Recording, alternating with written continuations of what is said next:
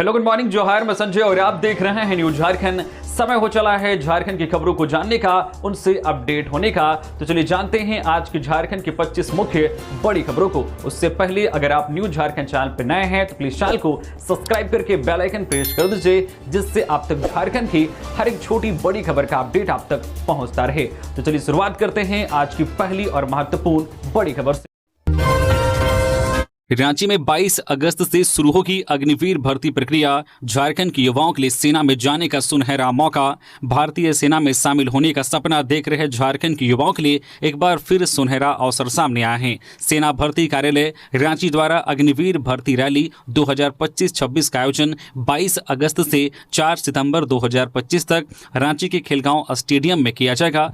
यह रैली सिर्फ झारखंड के मूल निवासी युवाओं के लिए आयोजित की जा रही है। भर्ती प्रक्रिया में वे अभ्यर्थी हिस्सा ले सकते हैं जिन्होंने 8वीं, 10वीं या 12वीं कक्षा उत्तीर्ण की हो। इस रैली के तहत अग्निवीर जनरल ड्यूटी, अग्निवीर तकनीकी, अग्निवीर क्लर्क और ट्रेड्समैन जैसे पदों पर भर्ती की जाएगी। जिन उम्मीदवारों ने ऑनलाइन कॉमन एंट्रेंस एग्जाम पास किया है उनके एडमिट कार्ड पंजीकृत ईमेल पर भेजे जा चुके हैं। अभ्यर्थी इन्हें www.joinindianarmy.nic.in वेबसाइट से भी डाउनलोड कर सकते हैं। ध्यान रहे, केवल रंगीन प्रिंट वाला एडमिट कार्ड ही मान्य होगा। इसके बिना रैली स्थान में प्रवेश नहीं मिलेगा। यदि किसी को एडमिट कार्ड डाउनलोड करने में परेशानी हो रही है तो वह सेना भर्ती कार्यालय मेन रोड ओवरब्रिज के पास रांची में सुबह 9 बजे से दोपहर 2 बजे तक संपर्क कर सकते हैं। इधर डीसी मंजुनाथ भजंत्री ने युवाओं से पूरी तैयारी और आत्मविश्वास के साथ रैली में भाग लेने की अपील की है। साथ ही कुछ महत्वपूर्ण निर्देश दिए हैं, जैसे सभी अभ्यर्थियों को एंड्रॉइड मोबाइल फोन साथ लाना अनिवार्य है। मूल प्रमाण पत्र जैसे कि चरित्र प्रमाण पत्र, निवास प्रमाण पत्र, जाति प्रमाण पत्र आदि साथ लाना अनिवार्य होगा। किसी भी तरह के दलाल या फर्जी व्यक्ति से सावधान रहें। पूरी भर्ती प्रक्रिया पारदर्शी और निष्पक्ष तरीके से की जाएगी। इलाजरत शिक्षा मंत्री रामदास सोरेन से मिले प्रदेश कांग्रेस अध्यक्ष। स्वास्थ्य के लिए जानकारी। शिक्षा मंत्री रामदास सोरेन की तबियत को लेकर दिल्ली स्थित अपोलो अस्पताल में रविवार को प्रदेश कांग्रेस अध्यक्ष केशव महतो कमलेश, मंत्री डॉक्टर इरफान अंसारी और मंत्री संजय प्रसाद यादव ने अस्पताल पहुंचकर मंत्री सोरेन की स्वास्थ्य की जानकारी ली, उनका हालचाल जाना। बताया गया कि फिलहाल शिक्षा मंत्री की हालत गंभीर है लेकिन तबियत स्थिर है।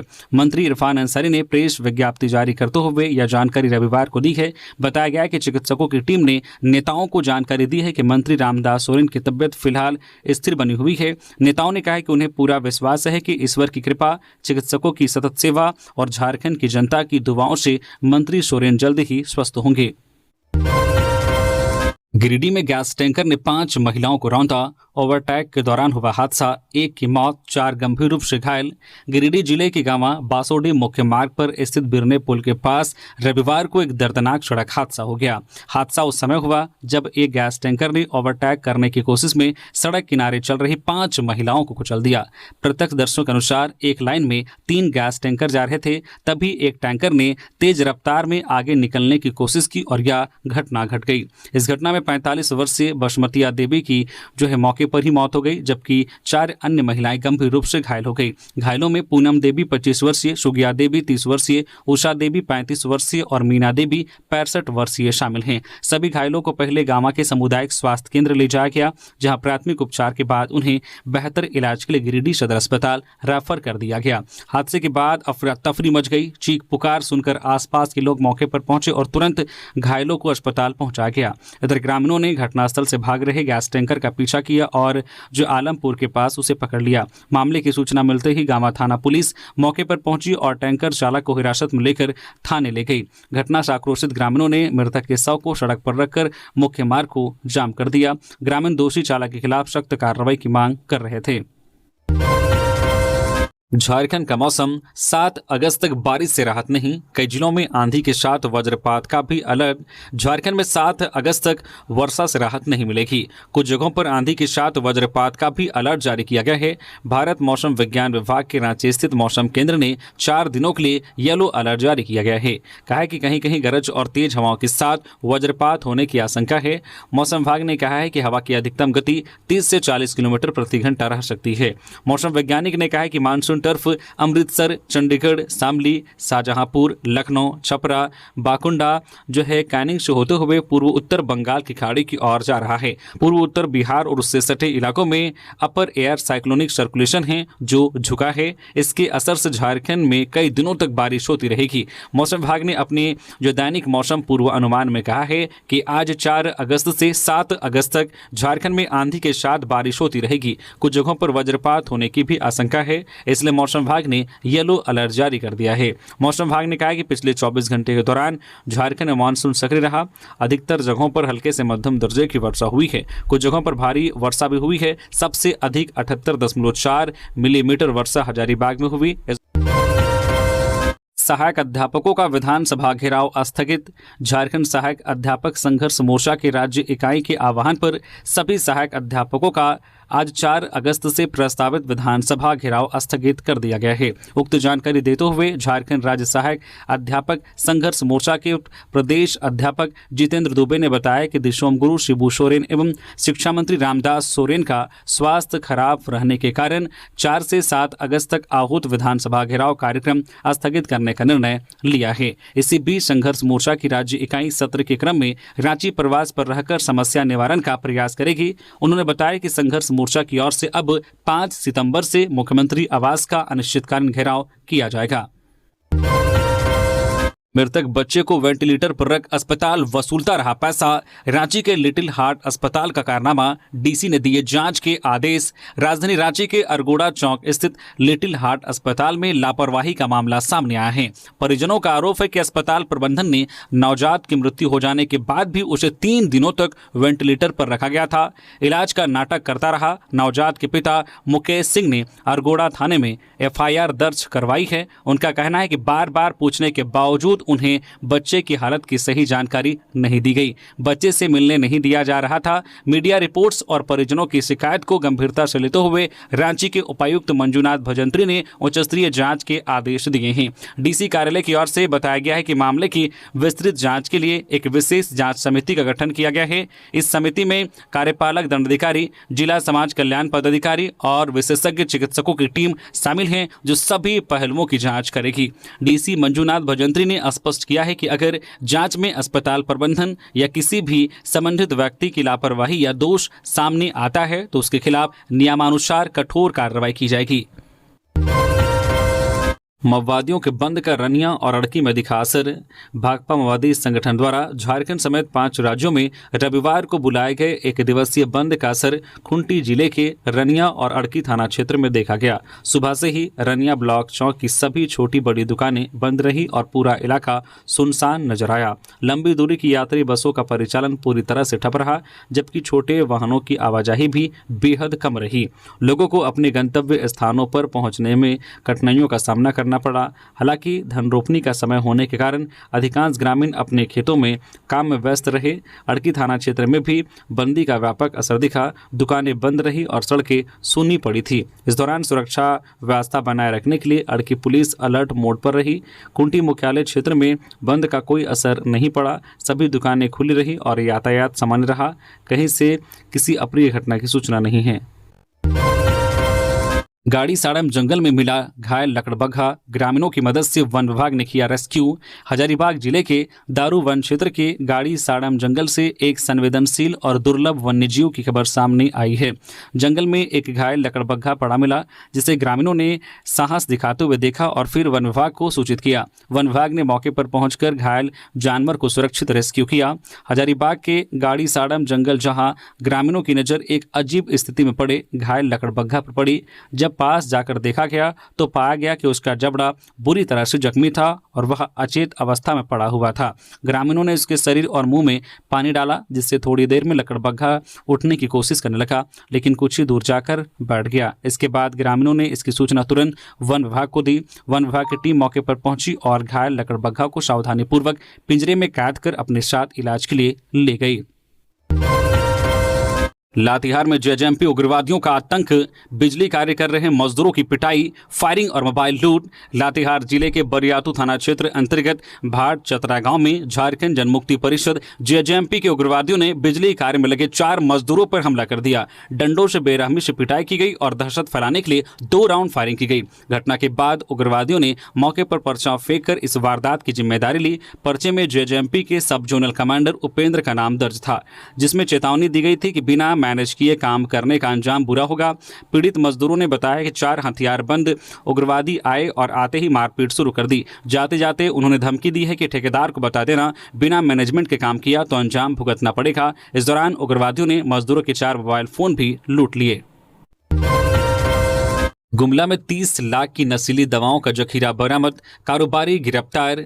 गुमला जिले के घाघरा प्रखंड मुख्यालय स्थित पूटो रोड से एक बड़ी कार्रवाई में पुलिस ने 30 लाख रुपए की प्रतिबंधित नशीली दवाइयों का जखीरा बरामद किया है। यह कार्रवाई घाघरा और टोटो थाना पुलिस की संयुक्त टीम द्वारा की गई। मौके से आरोपी कारोबारी को गिरफ्तार किया गया है।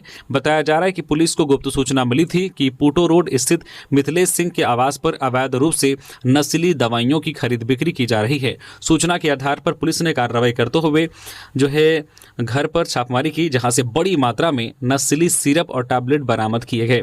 छापेमारी के दौरान जब आरोपी से दवाइयों से संबंधित कानूनी दस्तावेजों की मांग की गई तो वह किसी भी वैध कागजात को प्रस्तुत करने में असमर्थ रहा। इसके बाद पुलिस ने दवाइयों को जब्त कर आरोपी को गिरफ्तार कर लिया। वहीं पुलिस का कहना है कि नशीली दवाइयों का अवैध भंडारण और बिक्री एक गंभीर अपराध है। गुमला जिला प्रशासन नशा मुक्त अभियान चला रहा है और ऐसे मामलों पर जीरो टॉलरेंस की नीति अपनाई जा रही है। इतनी बड़ी मात्रा में नस्ली दवाइयों की बरामदगी पुलिस के लिए एक बड़ी सफलता मानी जा रही है। बोकारो में पुलिस के साथ धक्का मुक्की, पिस्टल छीनने का प्रयास, आरोपी सलाखों के पीछे। बोकारो के चंद्रपुरा थाना क्षेत्र में रविवार को उस वक्त हड़कंप मच गया जब शराब के नशे में धुत एक युवक ने पुलिस पर हमला करने की कोशिश की और ड्यूटी पर तैनात पुलिस अधिकारी की पिस्टल छीनने का प्रयास किया। घटना माकोनी सेंट्रल कॉलोनी स्थित अस्पताल के पास की है, जहां युवक राहगीरों और आम नागरिकों से गाली गलौज कर रहा था और हाथ में लाठी लेकर उत्पात मचा रहा था। स्थानीय लोगों द्वारा सूचना दिए जाने पर चंद्रपुरा थाने की पुलिस मौके पर पहुंची। पुलिस ने जब युवक को शांत कराने और काबू में करने की कोशिश की तो उसने अचानक आक्रामक रुख अपनाते हुए पुलिस पर हमला बोल दिया। बताया गया है कि युवक ने पुलिस अधिकारी मदन मेहता की कॉलर पकड़कर धक्का मुक्की शुरू कर दी और उनकी पिस्टल छीनने की कोशिश की। मौके पर तैनात अन्य पुलिस जवानों ने तुरंत स्थिति को संभालते हुए युवक को काबू में लिया और उसे थाने ले जाया गया। गिरफ्तार युवक की पहचान गोपनीय रखी गई है। थाने में पूछताछ के बाद युवक को आवश्यक कानूनी प्रक्रिया पूरी कर सोमवार को तेनुघाट जेल भेज दिया गया है। पुलिस ने बताया कि आरोपी के खिलाफ सरकारी कार्य में बाधा पहुंचाने, जानबूझकर हमला करने और शस्त्र छीनने की कोशिश की गंभीर धाराओं में मामला दर्ज किया गया है। फिलहाल मामले की विस्तृत जांच जारी है। 5 अगस्त को विधानसभा का घेराव करेंगे पंचायत प्रतिनिधि। जिला परिषद सभागार में जिला स्तरीय त्रिस्तरीय पंचायत प्रतिनिधियों की बैठक जिला परिषद अध्यक्ष मसीह गुड़िया की अध्यक्षता में की गई। बैठक में 5 अगस्त को रांची में होने वाले राज्य स्तरीय पंचायत प्रतिनिधियों के द्वारा विधानसभा घेराव कार्यक्रम में खूंटी जिला से हजारों की संख्या में पंचायत प्रतिनिधि भाग लेने का निर्णय लिया गया। वहीं आंदोलन को सफल बनाने के लिए रूपरेखा तैयार की गई। जीप अध्यक्ष ने कहा है कि विगत 2 सालों से पंचायती राज्य व्यवस्था पूरी तरह से ठप हो गई है। पंचायत प्रतिनिधियों को सरकार पंगु बनाकर रखी है। अफसरशाही पंचायत राज्य व्यवस्था को अपने तरीके से चलाने का प्रयास कर रही है। राज्य सरकार और केंद्र सरकार के बीच तालमेल नहीं होने के कारण इसका खामियाजा जनता भुगत रही है। इसका प्रतिकूल प्रभाव पंचायत पर पड़ रहा है। समय पर 15 फाइनेंस की राशि नहीं आने से जनता की समस्या का निदान नहीं हो पा रहा है। जिला परिषद उपाध्यक्ष मंजू देवी ने कहा है कि झारखंड राज्य बने 25 साल बीतने जा रहे हैं, लेकिन पंचायत को जो अधिकार प्राप्त है वो अभी तक नहीं मिल पा रहा है। ये जनता के लिए भी दुर्भाग्य की बात है। 5 अगस्त को होने वाले विधानसभा घेराव कार्यक्रम में सभी त्रिस्तरीय पंचायत प्रतिनिधि भाग लें। जमशेदपुर के कमरपौदा में आईडी ब्लास्ट से रेल पटरी क्षतिग्रस्त, 2 की मेन ब्लास्ट की चपेट में आए, एक की मौत, दूसरा हुआ घायल। झारखंड ओडिशा सीमावर्ती क्षेत्र में नक्सलियों ने कमरपदा रेंगड़ा रेल मार्ग को निशाना बनाते हुए 2 स्थानों पर आईडी छिपा दी थी। इनमें से एक आईडी को विस्फोट कर रेल पटरी को क्षतिग्रस्त कर दिया गया। इसके कारण इस मार्ग पर ट्रेनों का परिचालन पूरी तरह से रोक दिया गया। यह घटना रविवार की है, जब रेलवे की नियमित पेट्रोलिंग टीम के 2 की मेन एतवा उरांव और बुधराम मुंडा रेल पटरी की जांच के लिए निकले थे। इसी दौरान वे नक्सलियों द्वारा लगाए गए दूसरे आईडी की चपेट में आ गए। विस्फोट इतना भीषण था कि एतवा उरांव के दोनों पैर उड़ गए और उन्होंने मौके पर ही दम तोड़ दिया। वहीं उनके साथ चल रहे बुधराम मुंडा भी धमाके की चपेट में आ गए और गंभीर रूप से घायल हो गए। घायल बुधराम को तुरंत राउरकेला के एक अस्पताल में भर्ती कराया गया, जहां उनका इलाज जारी है। इस घटना से क्षेत्र में दहशत का माहौल है। रेलवे अधिकारियों और सुरक्षा बलों ने तुरंत मौके पर पहुंचकर स्थिति का जायजा लिया और तलाशी अभियान तेज कर दिया है। सुरक्षा एजेंसियां नक्सलियों की गतिविधियों पर नजर बनाए हुए हैं। झारखंड में इस बार सादगी से मनाया जाएगा विश्व आदिवासी दिवस। झारखंड में 9 अगस्त को प्रस्तावित विश्व आदिवासी दिवस इस बार सादे समारोह के साथ मनाया जाएगा। विभाग से मिली जानकारी के अनुसार राज्य भर में यह आयोजन सादगी के साथ किया जाएगा, जिसकी तैयारियां लगभग पूरी हो चुकी है। इसके अलावा 15, 16 और 17 नवंबर को झारखंड स्थापना दिवस के अवसर पर विशाल और व्यापक कार्यक्रमों के साथ विश्व आदिवासी दिवस का पुनः आयोजन किया जाएगा। गौरतलब है कि इन दिनों झारखंड के कई प्रमुख नेता आश्वस्त हैं। दिशोम गुरु शिबू सोरेन पिछले 1 महीने से दिल्ली के सर गंगाराम अपोलो अस्पताल में भर्ती हैं। उन्हें मल्टी ऑर्गन डिसफंक्शनल की शिकायत बताई गई है। उनकी देखरेख में मुख्यमंत्री हेमंत सोरेन लगातार दिल्ली में मौजूद हैं और केवल जरूरी सरकारी कामों के लिए रांची आ जा रहे हैं। वही राज्य के शिक्षा मंत्री रामदास सोरेन 2 अगस्त को बाथरूम में गिरकर गंभीर रूप से घायल हो गए। उन्हें ब्रेन स्ट्रोक हुआ है और वर्तमान में वे दिल्ली के अपोलो अस्पताल में लाइफ सपोर्ट सिस्टम पर हैं। वही भवनाथपुर के विधायक अनंत प्रताप देव भी आश्वस्त हैं और रांची के मेडिका अस्पताल में इलाजरत हैं। इन्हीं सभी परिस्थितियों को ध्यान में रखते हुए इस वर्ष विश्व आदिवासी दिवस को सादे ढंग से मनाने का निर्णय लिया गया है। गोड्डा भागलपुर रोड पर भीषण हादसा, 2 महिला कांवड़ियों की मौत, एक गंभीर रूप से घायल। गोड्डा भागलपुर मुख्य मार्ग पर रविवार को बांका जिले के रजौन थाना क्षेत्र अंतर्गत पुनसिया गांव के पास एक दर्दनाक सड़क हादसे में 2 महिला कांवड़ियों की मौत हो गई, जबकि उनके साथ बाइक पर सवार रतन मांझी गंभीर रूप से घायल हो गए। घायल को भागलपुर के मायागंज अस्पताल में भर्ती कराया गया है, जहाँ उनकी हालत नाजुक बनी हुई है। मृतकों की पहचान 28 वर्षीय राधा देवी और 25 वर्षीय आरती देवी के रूप में हुई है, जो गोड्डा जिले के मोतिया ओपी क्षेत्र के मोतिया गांव की रहने वाली थी। वह गंभीर रूप से घायल रतन मांझी मुफस्सिल थाना क्षेत्र के रेड़ी गांव के निवासी हैं। जानकारी के मुताबिक तीनों कांवड़िए सोमवारी पूजा के लिए सुल्तानगंज गंगा घाट से जल भरने जा रहे थे। बाइक से यात्रा के दौरान जैसे ही वे पुनसिया गांव के निकट मेन रोड पर पहुंचे, एक अनियंत्रित हाईवा वाहन ने उन्हें कुचल दिया। दोनों महिलाओं की मौके पर ही मौत हो गई, जबकि रतन मांझी को गंभीर चोट आई। वही घटना की सूचना मिलते ही बांका पुलिस मौके पर पहुंची और वाहन को जब्त कर लिया। कांग्रेस नेताओं ने वरिष्ठ पत्रकार हरिनारायण सिंह के निधन पर जताया शोक। झारखंड प्रदेश कांग्रेस के पूर्व अध्यक्ष राजेश ठाकुर, मार्केटिंग बोर्ड के चेयरमैन रविंद्र सिंह और प्रदेश कांग्रेस के मीडिया प्रभारी राकेश सिन्हा ने वरिष्ठ पत्रकार हरिनारायण सिंह के निधन पर उनके आवास पहुंचकर श्रद्धांजलि अर्पित की। पार्टी नेताओं ने गहरा शोक व्यक्त करते हुए कहा कि झारखंड की पत्रकारिता में हरिनारायण सिंह झारखंड का ऐसा नाम है जो मार्गदर्शक, संरक्षक और प्रेरणा स्रोत के रूप में याद किया जाएगा। उन्होंने कहा कि उन्हें सभी प्यार से हरि भैया कहते थे। उनके निधन से आज झारखंड के पत्रकारिता जगत में एक युग का अंत हो गया। साहिबगंज में बाढ़ पीड़ितों के लिए लगाया गया स्वास्थ्य शिविर, ग्रामीणों का हुआ इलाज, निःशुल्क दवा वितरण। साहिबगंज जिले के रामपुर, टोपरा, दुर्गा स्थान, बड़ा रामपुर एवं अन्य दियारा क्षेत्रों में आई बाढ़ के बाद जिला प्रशासन द्वारा बाढ़ राहत कार्य तेजी से किए जा रहे हैं। इसी क्रम में रविवार को स्वास्थ्य विभाग की ओर से एक विशेष स्वास्थ्य शिविर का आयोजन किया गया, जिसमें दर्जनों बाढ़ प्रभावित ग्रामीणों की स्वास्थ्य जाँच और इलाज किया गया, जिसमें बुजुर्गों, बच्चों, महिलाओं और गर्भवती महिलाओं समेत सभी वर्गों के मरीजों की विशेष रूप से जांच की गई और आवश्यक दवाएं निःशुल्क उपलब्ध करवाई गई। इस स्वास्थ्य शिविर का आयोजन civil surgeon doctor Ramdev Paswan के मार्गदर्शन में किया गया। उन्होंने बताया कि बाढ़ से प्रभावित इलाकों में संक्रमण फैलने का खतरा अधिक होता है, इसलिए समय रहते इलाज और जांच कराना जरूरी है। यदि भविष्य में भी आवश्यकता पड़ी तो ऐसे स्वास्थ्य शिविर लगातार आयोजित किए जाएंगे।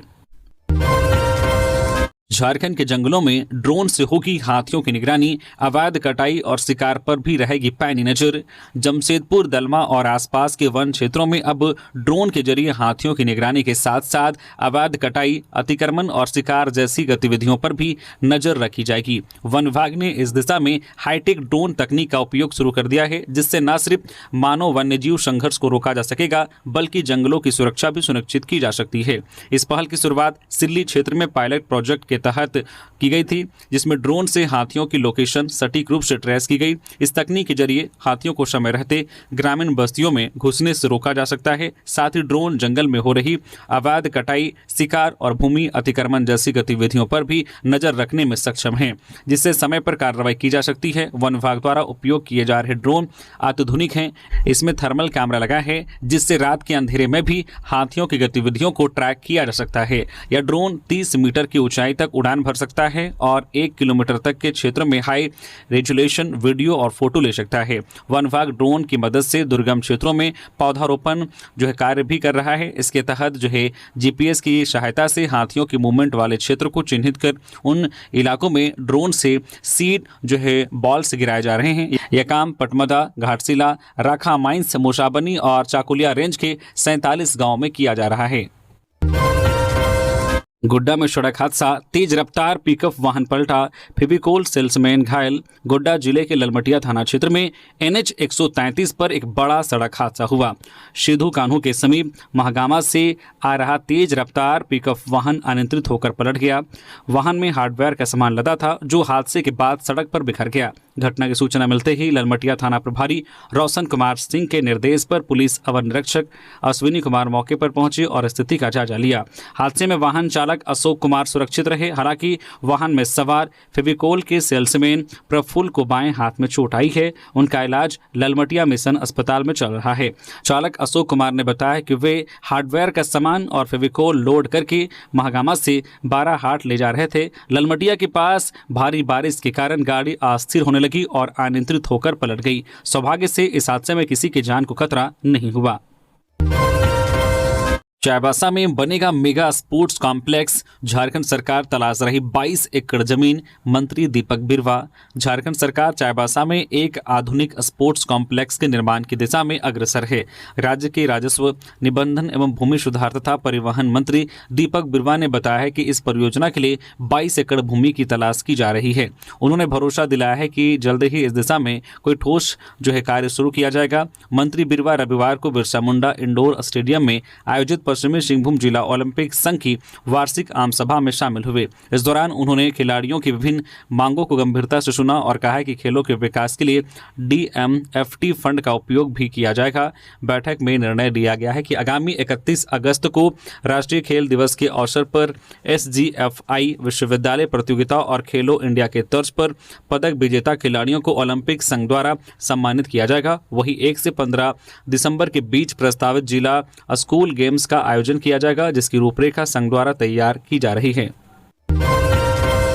रक्षाबंधन पर घर बैठे दे अपनी बहनों को शानदार तोहफा, डाक विभाग ने की ये खास पहल।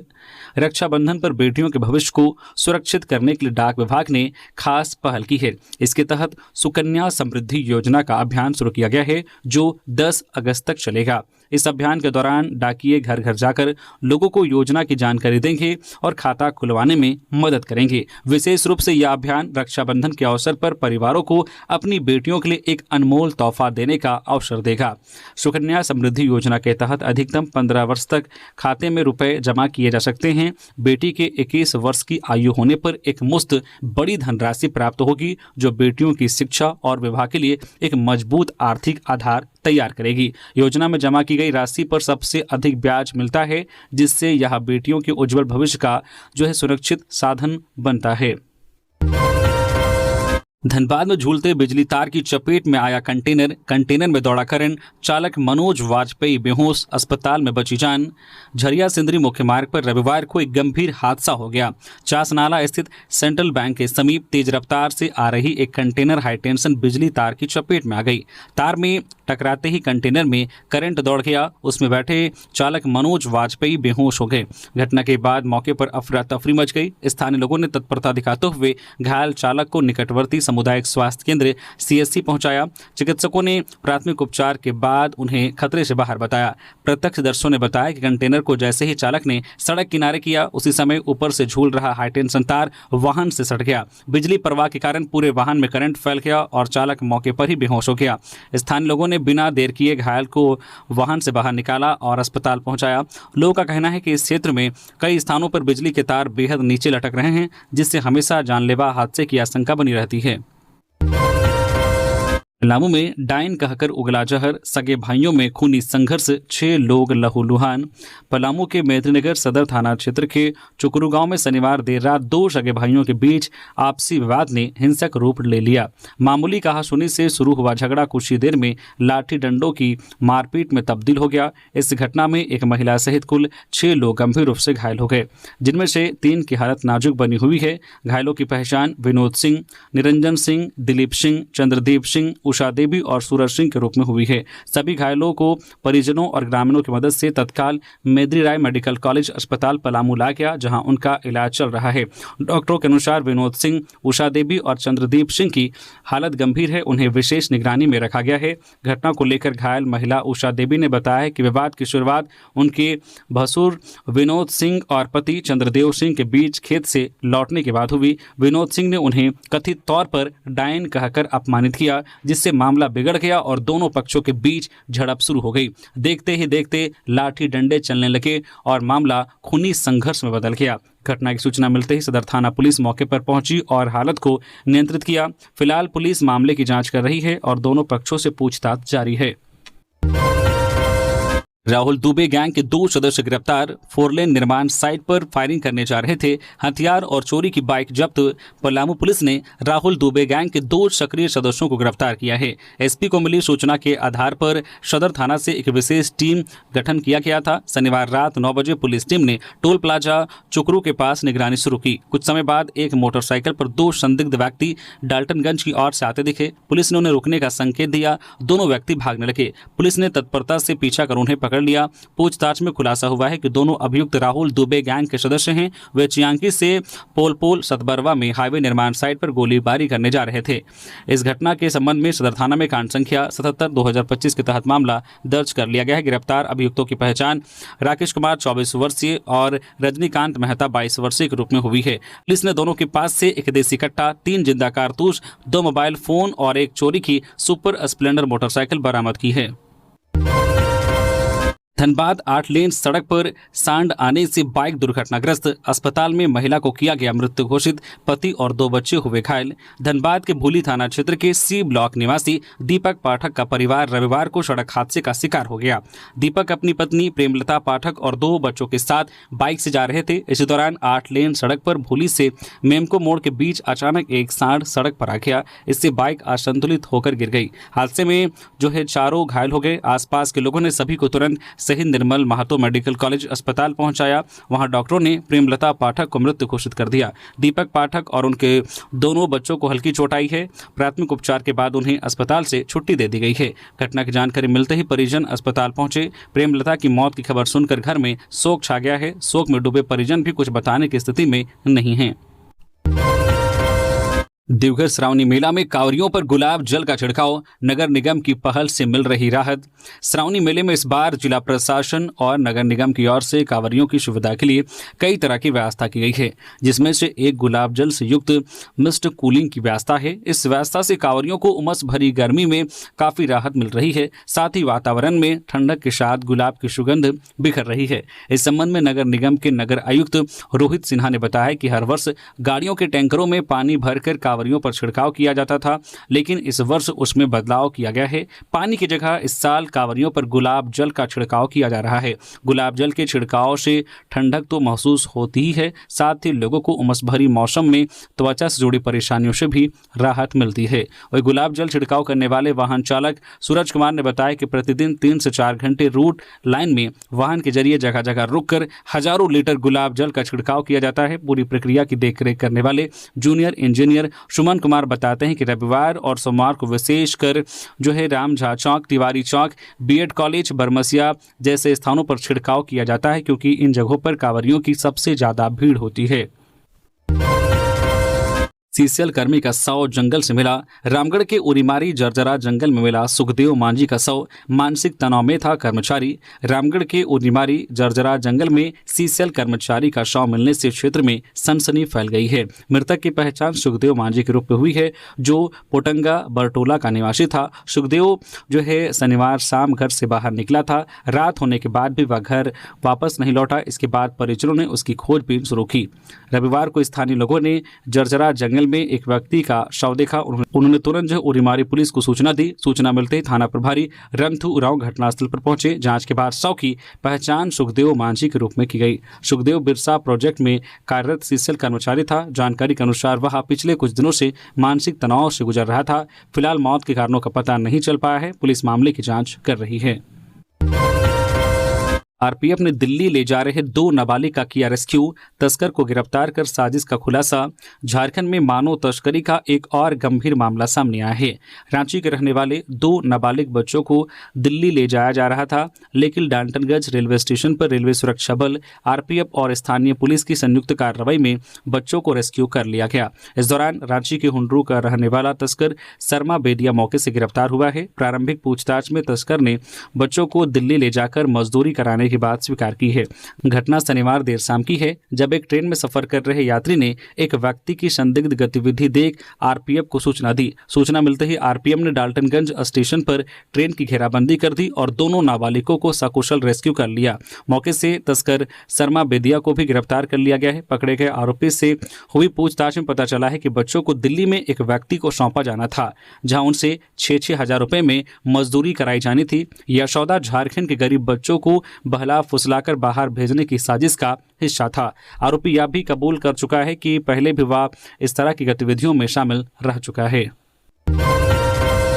धनबाद में ग्रामीणों ने परियोजना क्षेत्र में किया विरोध प्रदर्शन। बिना सूचना मुख्य मार्ग काटे जाने पर लोगों का गुस्सा। डंपिंग कार्य बंद करवाया। बागडीरी कोलियरी से बरारी जो है डिगवाडी को जोड़ने वाले मुख्य मार्ग को आउटसोर्सिंग प्रबंधन द्वारा बिना किसी सूचना के काट दिए जाने से क्षेत्र में आक्रोश फैल गया। ग्रामीणों को घटना की जानकारी मिली। इसके बाद बड़ी संख्या में लोग परियोजना क्षेत्र में पहुंचे और विरोध प्रदर्शन किया। उन्होंने जो है ओबी डंपिंग कार्य को पूरी तरह बंद करवा दिया। स्थानीय लोगों का आरोप है कि देवप्रभा आउटसोर्सिंग कंपनी ने शनिवार की रात अचानक जो है बागडीरी बरारी मुख्य मार्ग पर खुदाई कर दी। इससे आम लोगों की आवाजाही पूरी तरह से बाधित हो गई। यह मार्ग ग्रामीणों के लिए बहुत महत्वपूर्ण है। इसका उपयोग दैनिक आवाजाही, स्कूली बच्चों के आने जाने और जरूरी सामग्री लाने के लिए किया जाता है। सुबह जैसे ही ग्रामीणों को सड़क कटने की जानकारी मिली, वे बड़ी संख्या में मौके पर पहुंचे। उन्होंने जमकर विरोध जताया और कंपनी प्रबंधन के खिलाफ नारेबाजी की। प्रदर्शनकारियों ने मांग की है कि तत्काल सड़क की मरम्मत की जाए, साथ ही बिना पूर्व सूचना मार्ग काटने के लिए जिम्मेदार अधिकारियों पर कार्रवाई की मांग भी की। ग्रामीणों ने स्पष्ट कहा है कि जब तक सड़क को पूर्ववत बहाल नहीं किया जाता और दोषियों पर कार्रवाई नहीं होती, तब तक वे परियोजना क्षेत्र में किसी भी कार्य की अनुमति नहीं देंगे। तो ये थी आज की झारखंड की टॉप बड़ी खबरें। इसी तरह से झारखंड की हर एक छोटी बड़ी खबर देखने के लिए आप हमारे चैनल न्यूज झारखंड चैनल को सब्सक्राइब करके बेल आइकन प्रेस कर दीजिए, जिससे आप तक झारखंड की हर एक छोटी बड़ी खबर का अपडेट आप तक पहुंचता रहे। तो अभी के लिए बस इतना ही। हमें दीजिए इजाजत, फिर मिलते हैं किसी और खबरों के साथ। धन्यवाद।